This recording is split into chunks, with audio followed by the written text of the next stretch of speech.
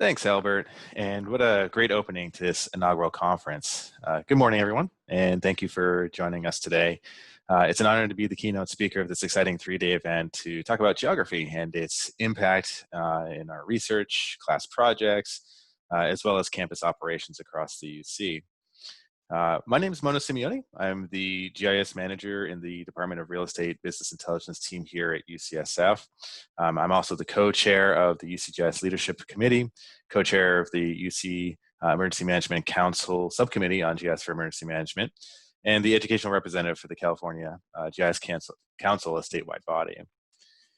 I know many of us have probably already adjusted to the work from home life, but please make sure you take breaks throughout the conference, stretch, and above all, just take care of yourself.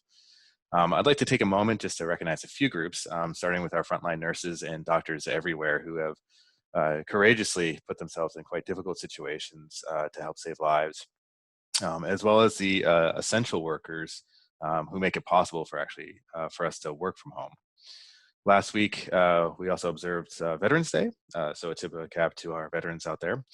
And lastly, in the last 2 weeks, to recognize the thousands of poll workers and election officials for their work during our national elections. I'm going to talk for about 5 to 7 minutes about this conference and about maps and geography, and then I'll jump into the presentation about or on wildfires.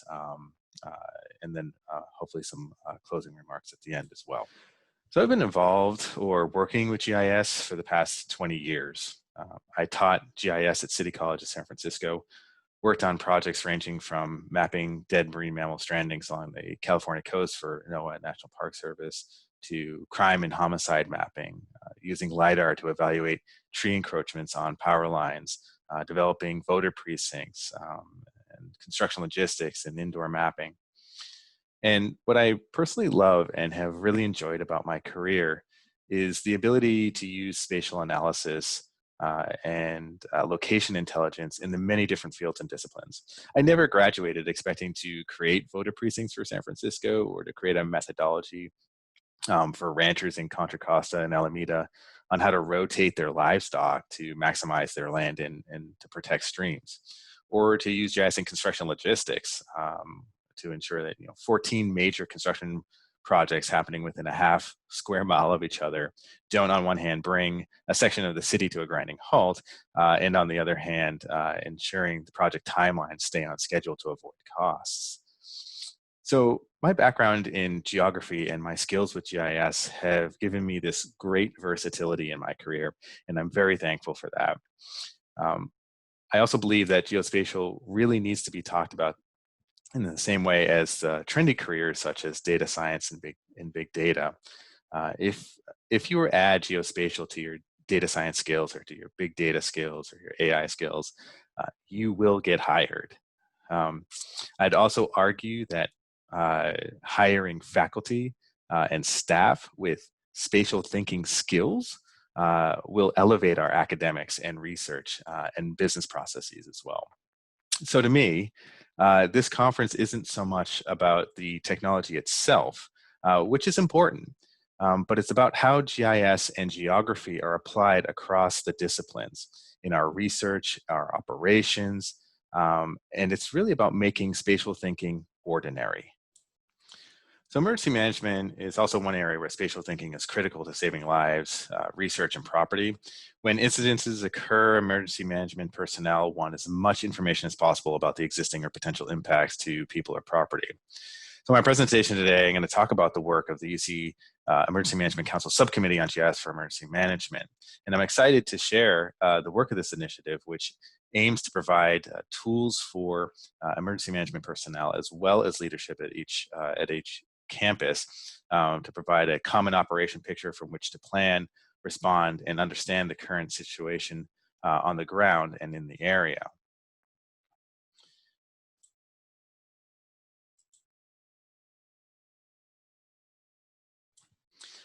First, I have to recognize the team of emergency managers and GIS personnel at each campus who have made this work possible and enabled me to share it with you all today. This story for me begins in October of 2019 with the convergence of PSPS shutoff events and the Kincaid wildfire. The fire itself, which was likely started by PG&E transmission line, burned about 80,000 acres and destroyed 174 residences. In Sonoma County, it was estimated that 185,000 people were evacuated, and the combination of the fire and PSPS events caused roughly 620 million in economic loss. So this was a major event. And Sonoma County, and this was Sonoma County's largest wildfire until the LNU this year. The map in the upper right-hand corner is an insurance map that estimated there was $150 million of RCV or reconstruction costs value in the area. One note on PSPS events: what happens is that the utility companies determine circuits and areas that will be de-energized based on weather modeling. This de-energizing can take several hours. Then crews go out and survey the area and their equipment, and then when it's all clear, they re-energize the process, which also takes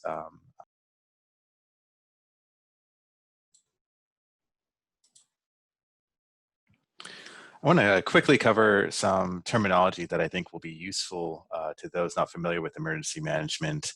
The National Incident Management System consists of shared vocabulary, systems and processes to manage an incident in a unified and consistent manner. So EOC and ICS are two types of structures. One's on-site and one's off-site. EOC being an emergency operations center, and ICS being an incident command system. And within those structures, there's a command staff level, and then there's a general staff level that consists of 4 standard sections. And so if you visit an EOC, you'll see that the operation section folks wearing red vests and the planning folks wearing blue vests and so forth.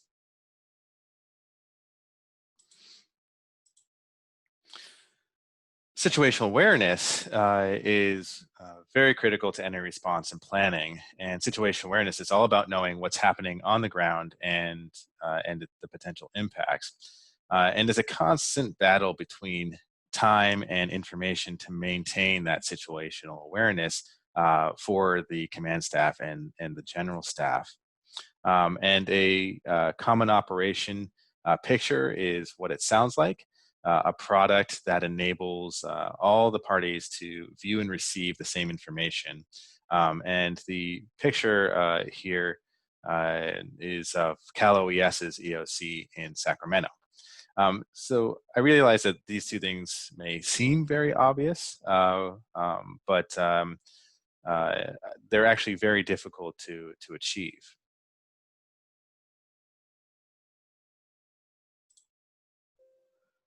So back to the story. This is the email that started the process at UCSF. Now, it took me about 2 hours of research to find what I considered to be the authoritative data from both Cal OES and Sonoma County, and then about another hour to stand up the web application on our premise, on our on-premise deployment of ArcGIS Enterprise. But you can see here the critical part of this was getting that authoritative outside data combined with our facilities so that our emergency managers could then evaluate the situational awareness to understand whether or not facilities might be in danger. So this was the result. This map was instrumental in helping the hospital incident command to immediately know whether or not they had facilities being threatened by the wildfire or being impacted by the PSPS event. But it also let them know which staff and patients might be impacted or potentially evacuated. So it just made it much easier to understand the potential staffing shortages and allowed there to be messaging sent out to staff or patients for follow-up resources. Now, I'm thinking to myself, doesn't UC in some capacity already have a common operation picture for tracking all the facilities and evaluating these threats at least for risk purposes and situational awareness. Turns out this was desired, but didn't yet quite exist. So I wrote a proposal in December of last year describing how we could leverage data from each of the campuses to a centralized GIS database to create a common operation picture for emergency managers and leadership, along with establishing partnerships to collaborate on shared data. You can see the list of deliverables for the proposal, but I want to point out the visual design communicator in the team of subject matter experts, because there's so much data, and having someone with this type of expertise is critical to the success of delivering the maps and apps to the end users, because you can quickly get into adding 10, 15, 20, 30 layers of environmental data or demographics and all this sort of stuff. So this proposal helped form the GIS for Emergency Subcommittee in January of this year. So our first task was to create that single layer of all UC facilities of the system-wide layer, but we needed to perform some due diligence and just see what other UC systems might already have, either have this data available. And so what we sought was a complete list of owned facilities. Leased properties were also acceptable if they were readily available, with addresses or lat-long data, and that it would be updated somewhat frequently. We're hoping at least twice a year. What we discovered was that while this data existed within the systems, they didn't really match our criteria completely.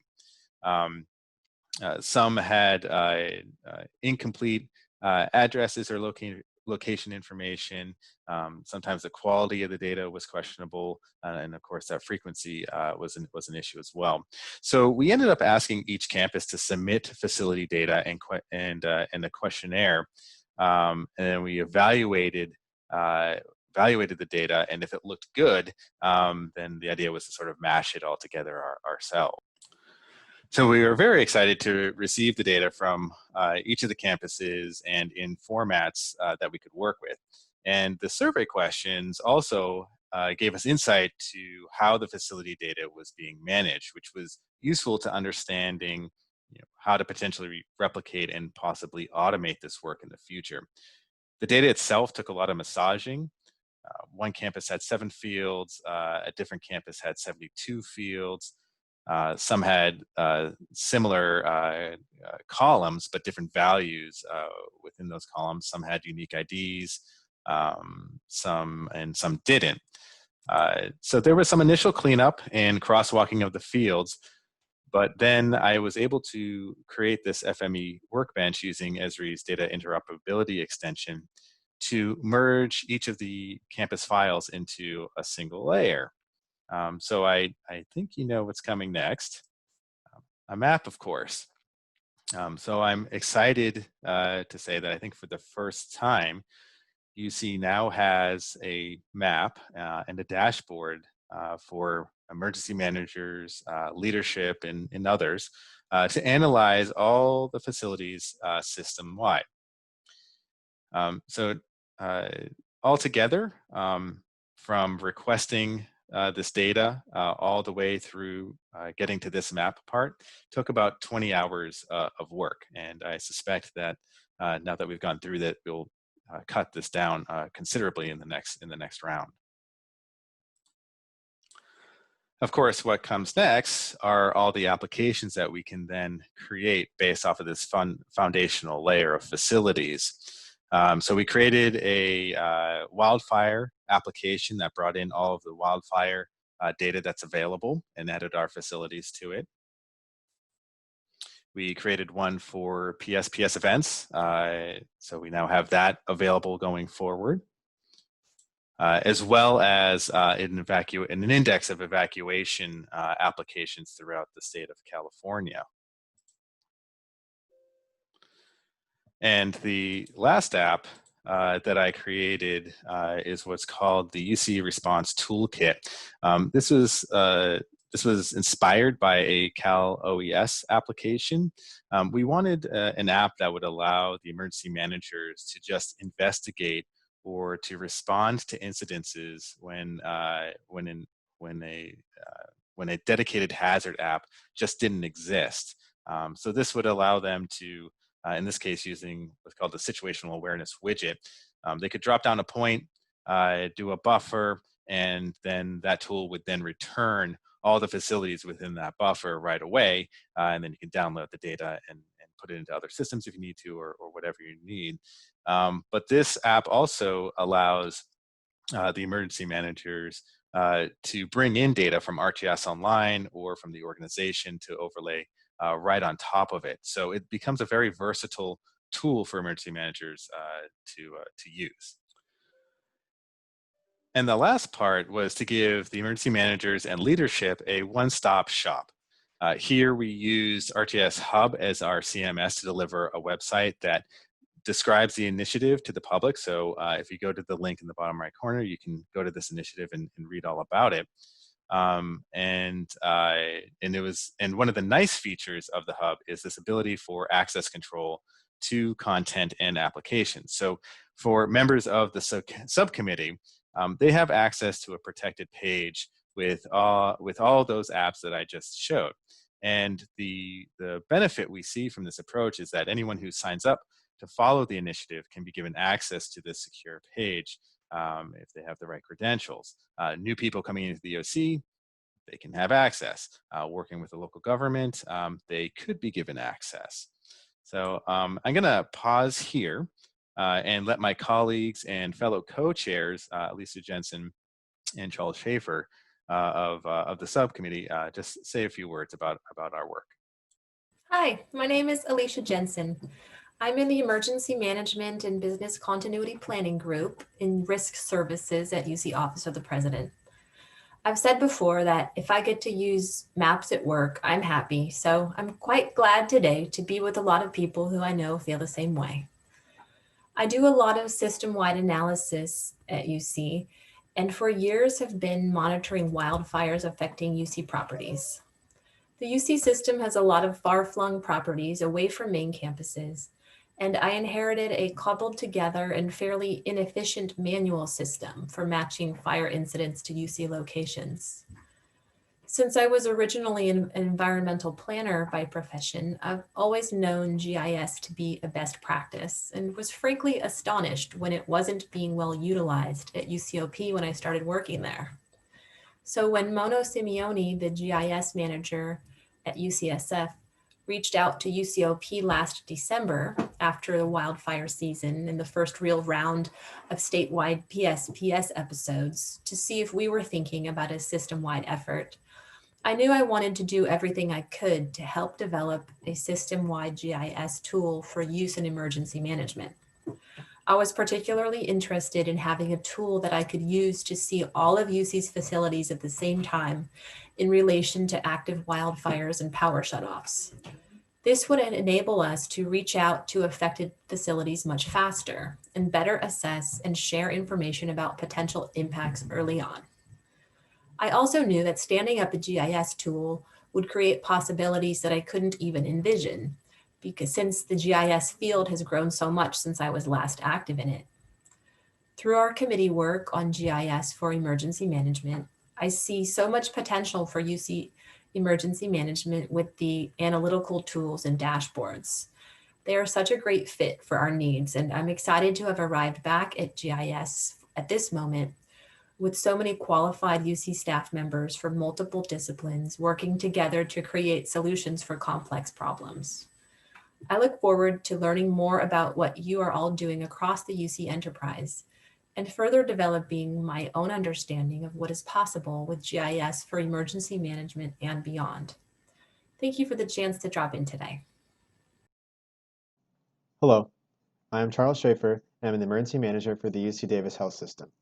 I'm also one of the co-chairs for the UC Emergency Management GIS Subcommittee. Largely my role is to prepare and respond to internal and external emergency events that may impact our health system, including a level 1 hospital and various specialty clinics spread throughout the greater Sacramento area. I believe our effort with the UC Emergency Management GIS Subcommittee is important and necessary to standardize UC facility data, maintain operational awareness during disaster events, and collaborate with UC peers. From an emergency management perspective, utilizing GIS can create a safe and secure way of predicting what populations will be impacted during disaster events, determining how to efficiently get resources where they're most needed, and tracking what progress has been made in recovery efforts. Creation of the UC GIS Response Tool application provides emergency managers and campus leadership with a common operation picture to use standardized data and GIS tools to monitor and respond to incidents. This application will allow users to select impacted facilities that are near a wildfire perimeter, in a power loss area, or other disruptive event, and export a spreadsheet to notify campus leadership for response decisions. The creation of the UC Emergency Management GIS Subcommittee is integral to leading the path towards creating disaster-resistant institutions and becoming a more resilient UC community. I look forward to learning about other UC GIS projects this week. Thank you. I want to thank Alicia and Charles for saying a few words because it's important to hear directly from the end users and why they will benefit from this work. So what's next? Well, we have a lot of questions to tackle and obvious challenges to overcome. One is just how do we begin to work to keep this facilities layer up to date? I mean, managing 12 or 13 campuses that are updating at all different intervals. How do we do this? So we're looking at developing some relationships with each of them to figure that out. We need a plan to figure out how we're going to manage and maintain these applications. That's just an important part of product management. We need to continue working with our end users and emergency managers and even leadership to understand what they want to see, right? To keep refining those processes. We want to explore the collaborations that I talked about in the proposal with state and local agencies to figure out how that might work so that they can get the information that might be critical for their needs as well, and maybe we get some information back. But then I think sort of like pie in the sky, a little ways down the road, is looking at developing the automation of these common tasks. We want to be able to monitor things sort of on the fly. So if a fire perimeter encroaches on a facility within a mile, then maybe that just shoots off an automatic notification to people who need to know. And then modeling for predictive analysis.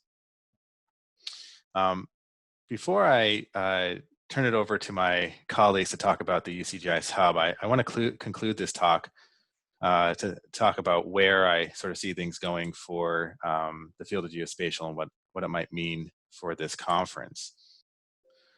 One of the bigger challenges we now face is just this huge waterfall of data, massive amounts of data. And I believe that AI and deep learning will help us get sort of sift through all this and figure out how to deal with it. But I think it will also, these two technologies will help transform geospatial. So take, for example, Lucas Joppa, who's the Microsoft's chief environmental officer who launched Earth AI a few years ago with the goal of leveraging cloud computing and AI to solve these really huge Earth scale problems using geospatial data. Now, Earth AI provides grants, so I encourage you all to go look at the program and apply. But when we think of all the satellite imagery being collected and all of the social media and cell phone data being collected, we really need more students and researchers to think about these type of methods around how do we deal with this big data, and to develop the models to work through it and to pull out the information that's critical to our needs, and to really work on solving these deep technical issues.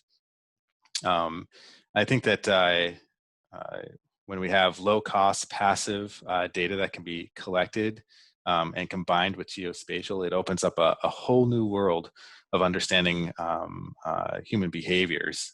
There's an area of research called ecological momentary assessment, which looks at smartphone data and environmental exposures. So combining, you take all that data and you combine it with things like Street View, and you take that data. I think it starts to become possible to then perhaps estimate or create some livelihood indicators.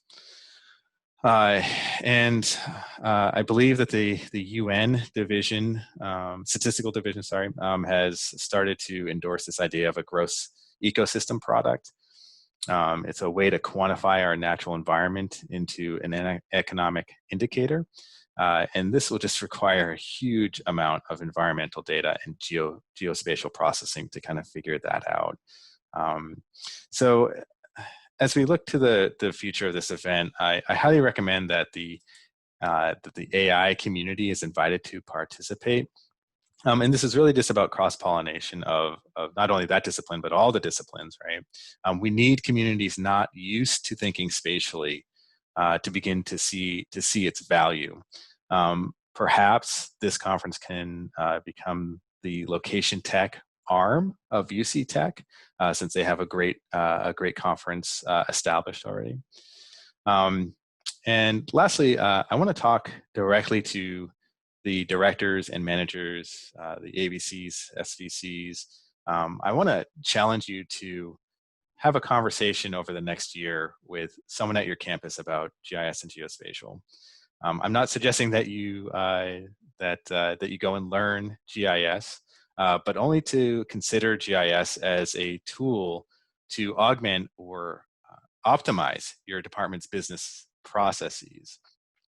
I'll be the first one to admit that GIS is not the silver bullet to all of our problems, but rather, I believe it's the unifying technology, a glue to connect and transform geolocation data between different systems. And I believe that the campus that can do that the best will enable their employees to do their job better. And I think that that campus will see the most value added in terms of their operations back from that investment. So I feel very fortunate that my department sees the value in GIS, and I would just love to see other departments across the UC embrace it as well. I didn't get to cover everything, but I hope my presentation in some form or fashion resonated with a few of you out there today. I want to thank everyone for their time, and please do enjoy the rest of the conference. Cheers, everyone. Take care. Bye.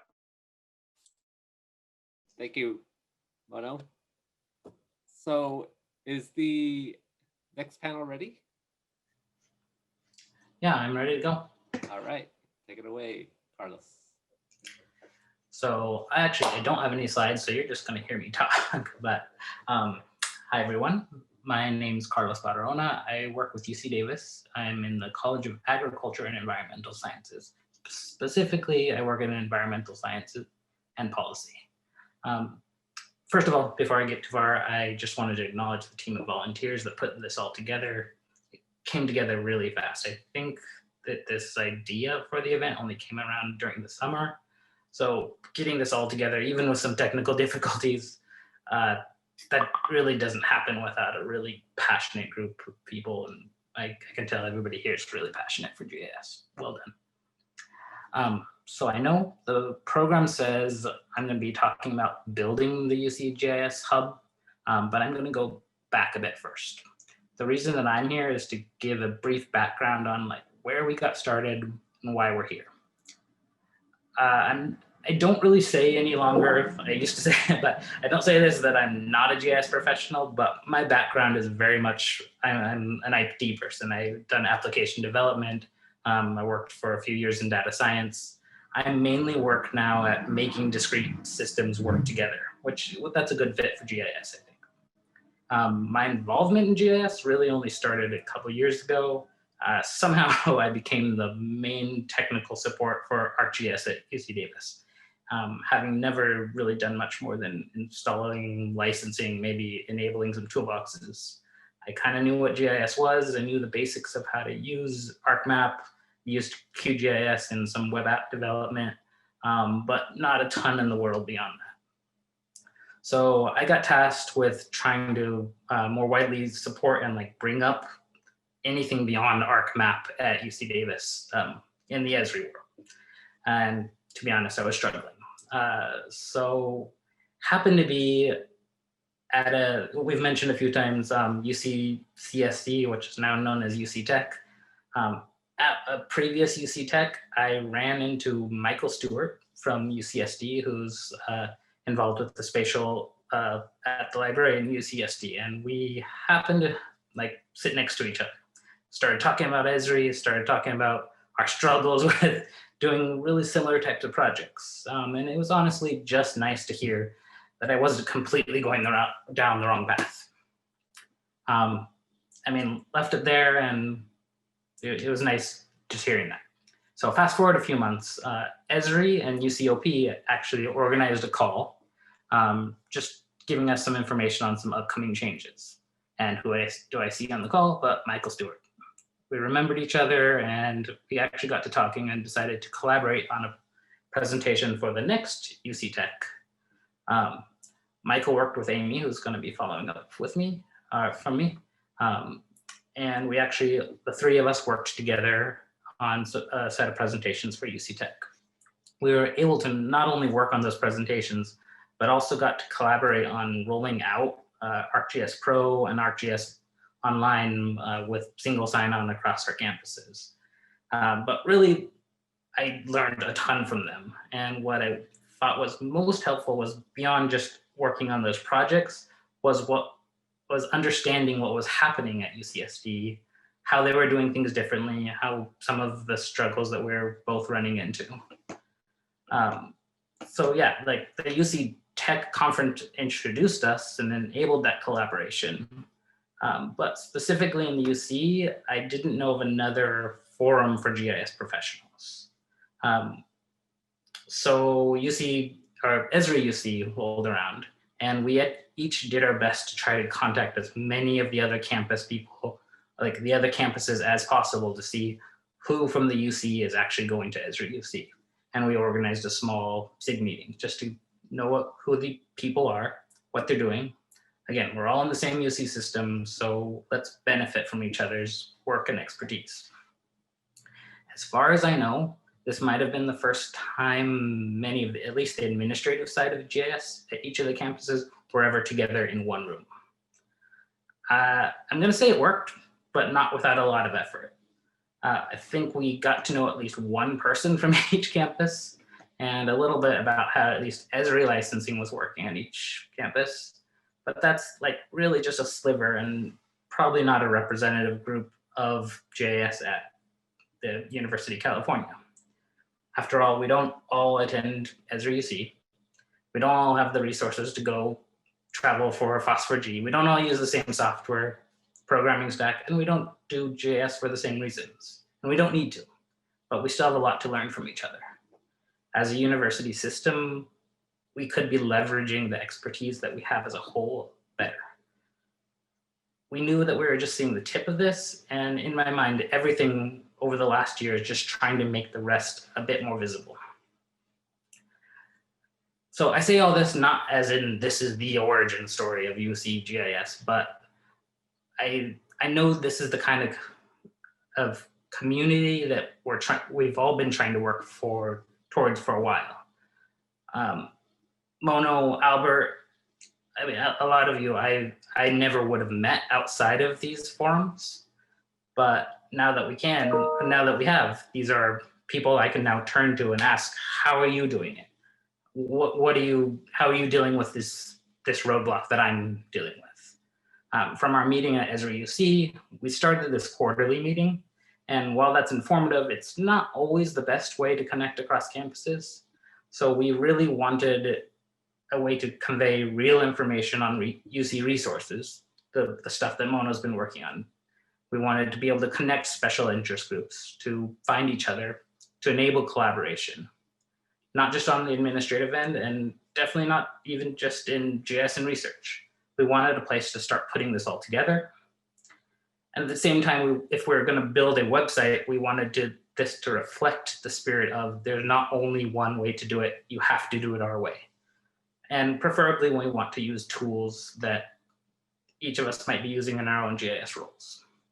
So that said, I'm going to hand this over to Parker Welsh, who's done a great job working on getting started with the UCGIS Hub to describe a bit more about where we are right now, how it's working, and where we're planning to go with it. Parker? Hey everyone, thanks Carlos. I really appreciate the introduction. Let me know if anybody can't hear or having any technical issues. We'll try to dial it back and figure it out. Otherwise, I'll just get right into it. So I did not meet Carlos and Mono in the group at the same time. I actually came on afterwards, and I take that as a good indication of just how easy it is. You know, if you want to reach out, this hub site is a great place to find people, find their information, find out what they're interested in, and proactively reach out. So I would encourage everyone, if you're thinking about it, then definitely register yourself and go ahead and reach out. So I'm going to share my screen right now and just walk you through the actual hub site. Give me just a moment to queue that up. Okay. Looks like I'm hoping everybody can see that okay. So I'll just go ahead and start right in. I'll start with, just not to be too cliche, but a definition of a hub. It's the effective center of an activity or a network. And I really feel like that's exactly what you should be taking away from this. If there's one thing that sits in your head and sticks there, it's that if you have questions or you want information about GIS and how it's used across the UC system, who's using it, and then what projects and workflows and issues and challenges that people face, we want this to be the spot. We want this hub to be a central location where people can come to connect and exchange resources, and really be a central location for knowledge sharing across the UCs. So with that in mind, just to kind of walk you through this hub site, you can see the URL up here, and hopefully we've got it placed in the chat throughout as well. But we got just a nice little introduction here. First thing you can do on the homepage is to join the UCGIS network. I'll give a little demo. If you just click right through here, we've got a form. Just answers some questions about who you are, what's your email address, what's your campus affiliation, what are some of your interests, and where do you work, things like that. And what that will do is it'll add you to a database of active participants and members in this UCGIS system.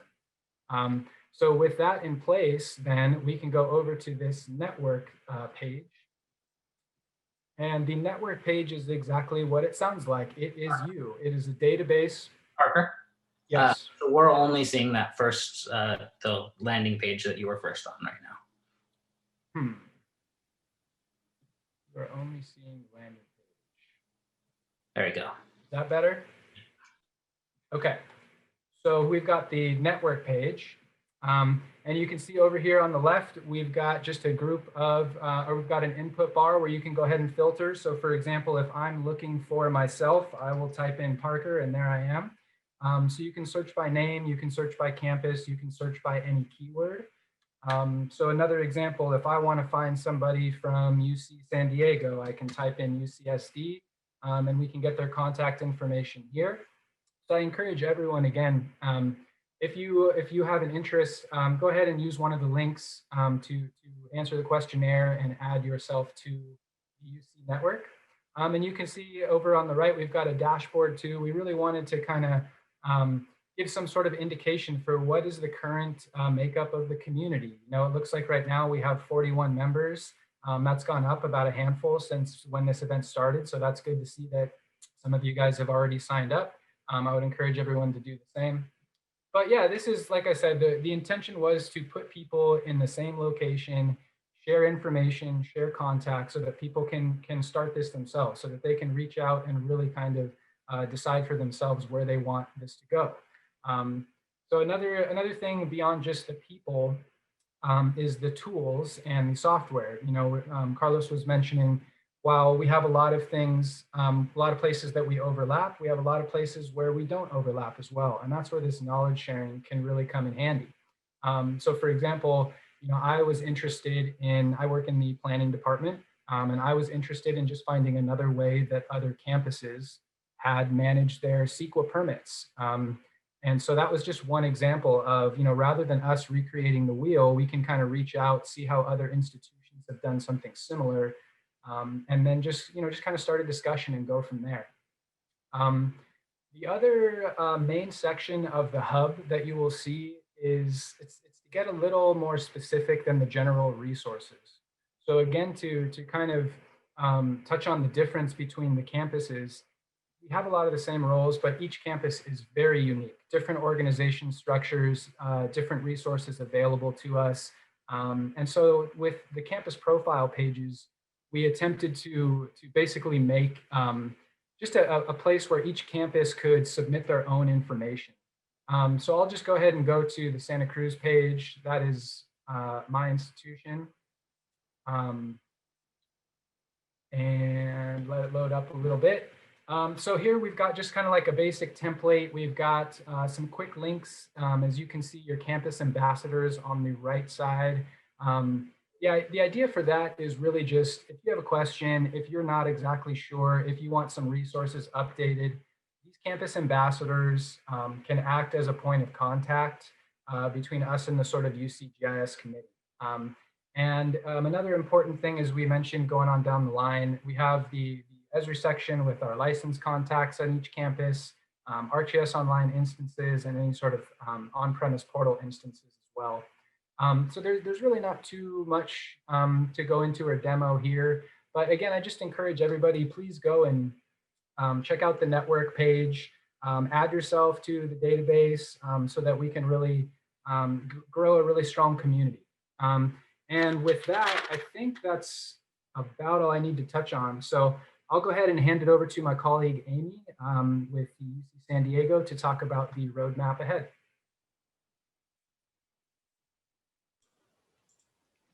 Thanks, Parker and Carlos. And so I'll keep this short so that we do have time for questions at the end. But I think, hearing the history about how we all started to come together. So I'm at UC San Diego and I'm the GIS librarian there, and I've been there for now 3 years, but still figuring out and navigating across UC San Diego, we should be able to collaborate across all campuses. And so we've come a long ways, but we still have a ways to go. And so how do we leverage this UCGIS hub, this virtual environment, as a way to network and collaborate with our community members and colleagues across the UCs? Right, I'm a part of a common knowledge group of map and geospatial librarians, but when I'm having someone from our planning department asking about what's happening in planning and what tools are, I'd like to be able to connect them to someone else. And so how do we leverage that in that virtual environment? And then thinking about, so one, how do we enhance that space? But also, how do we come together in virtual meetings, right? So we have quarterly meetings that we can share projects that are happening on our own campuses. Also, how can we bring in others who are at higher levels to be able to really help us understand what's happening across other high institutions of higher education across the US and internationally to really help us push our efforts further. So looking at administrative stuff, so GIS or cost recovery, but also as well as research. And so applying that. So there's information moving forward, but how do we share that? And so what we're looking for all of you is feedback and participation. So one, going out to the UCGIS hub and registering yourself, get to know your other colleagues across the campuses. And then are we on a path, a good path for the UC? What other resources would you like to see on that site? What resources would you like to be involved with in terms of participation? So there's several different committees that have started to form. I'll say one, helping to plan the UCGIS hub site, as well as planning these quarterly meetings, what content is covered, how do we identify different projects from different resources. So a meta map or accessibility from UCLA versus understanding specific licensed products and how can we go ahead and come together as a single UC and go together on those purchases while learning from other projects. And so there's several different committees out there, and all of this is a volunteer effort. So how do we move forward with all of this? We do have 2 Slack spaces. I'll say one is in the UC Tech. I believe that's only available to sort of staff personnel. So the UC GIS is intended to be used for this event and future, but it's ultimately going out to this site and staying and getting connected and being able to reach out and share what we're doing, as well as reaching out and talking with others so that we're not in this alone. So I'm going to end it there. We've come a long ways. We still have a long ways to go. We're looking for your feedback. We're looking for participation, but I'm going to end there and let's open it up for questions. So I think thank you all for this, and it's been great to be able to learn and move forward. So Jillian, I don't know if you want to take it over, or Albert. Juliet, do you want to take it over? I know you flagged some questions. Yeah, there are a couple of questions in the Q&A from Anonymous and William. We also have a couple questions that were answered by Mono that other folks might want to hear, so we can actually, if we have time, answer those questions again, just live and in person. Again, folks who are watching, remember to add your questions to the Q&A. That now is the time. So the first question is, how can students get involved with UCGIS if they're interested? That's a good question, especially for those of us that are, interacting with students all the time, especially librarians, maybe, Amy. And yeah, I think that, a good way to really get started with GIS and UCGIS is just, again, like Parker mentioned, putting yourself on the hub and connecting with us on the Slack. And I think you'll find that we're generally open to sharing our passion about mapping with you. Does anybody else want to add something to that?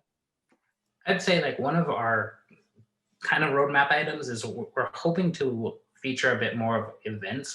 This COVID has really brought up, this opportunity to be able to have a conference entirely online that is not outside of the realm of possibility. A lot of our campuses have local GIS communities that are already holding these types of workshops and stuff. And so like that's a really great resource, and it doesn't have to be isolated to one campus anymore. I'm going to call out our specific, Michelle Tobias at the UC Davis Library runs map time workshop every 2 weeks, I think that is. But like I know that each of the campuses have things like this going on. Yep. Mono, I think you were in a map time at some point, right? No, I was presiding over the local URISA chapter here in the Bay Area, but we coordinated it. It's the same idea. It was that there's all these sort of different pockets of things going on, and let's to some degree centralize. We don't need to like put anything formal on people, but we should be sharing the expertise and the knowledge and getting to know each other. Excuse me, and cross-pollinating ideas, because it just makes sense. It just makes everyone better. Yep. Parker, would you like to add anything about that? Students getting involved? I know you're coming from a, okay, cool. So the other question that William Tar probably had, he had a couple questions regarding sustainable development goals. And so I guess it really boils down to how we kind of use the hub as a source for data. And this might be one of the last questions that we tackle. But we did discuss about the hub and data, right? And how we try to stay away from that in terms of as a source to post information directly to. Well, I think regarding specific data, right, there's a lot that librarians are doing to help organize data, whether it's data sites that someone can go out to or data that's being downloaded and collected by the library. And so I think whether this, I don't know if this is really to replicate that, but I think rather the hub is to point out to some of those resources that are already being gathered and collected by specialists on each of the campus. And so can we maybe aggregate those, which they should already be on each of the campus profiles, place to sort of navigate. So it's not intended to replace everything, but rather provide a resource and say, you know, like, what does Riverside have, and can I go there, because I know they have specialists in different areas that I might be able to leverage and gather. So I think you know, specific data, I think that's up, but I think I would be interested, Mono, in seeing some of the UC campus data, you know, up there rather than maybe sort of a larger one. But right, this is, I think, feedback that we need from everyone to say, what do you want to see up there? And are you willing to help get that information up there? I think to go a little bit further and expand on that too, the last thing we're trying to do is create another management platform to add to everybody's toolkit, right? So, you know, it really is about kind of creating pointers to existing things, and anything else, you know, it would need to be developed and discussed, and you know, management, as Mono mentioned, you know, ongoing maintenance couldn't be ignored in that sense. So the last thing we're trying to do is just create more version control issues and another separate location for more data. But I do think too that this is a great example, as Amy said, you know, this is exactly the type of feedback that we need. You know, we want to hear from you. This hub and this community is designed with the intention of supporting all of our users. We don't want to create something and force it onto you. We want to create something with all of your input. And so again, this is going to be as good as the community members can make it, as active as you want to be and as involved as you want to be, is the best way to kind of see those results and to have a hand in kind of steering those decisions. And I guess I'll add on that just in the same way that trying to corral 12 different campuses and their facility data, this is the same, almost the same problem or challenge is we're trying to connect 12 different campuses together and centralize everything. And it's not going to be easy, and we're going to make mistakes. But we have a great team of people right now working on it. And we need, like Amy said, we need the feedback and we need your participation to make it better and make sure that it's serving its purpose. Okay, folks, I think we're out of time. Maybe if we could squeeze in one tiny last question, or we can continue this on our Slack channel, UC Collaborations or the Plenary channel, either one. I do like, I'm sorry, I was gonna say, I do like Elizabeth's question about what resources the hub currently has or would hope to help support professional development. Do we want to talk about that real quick?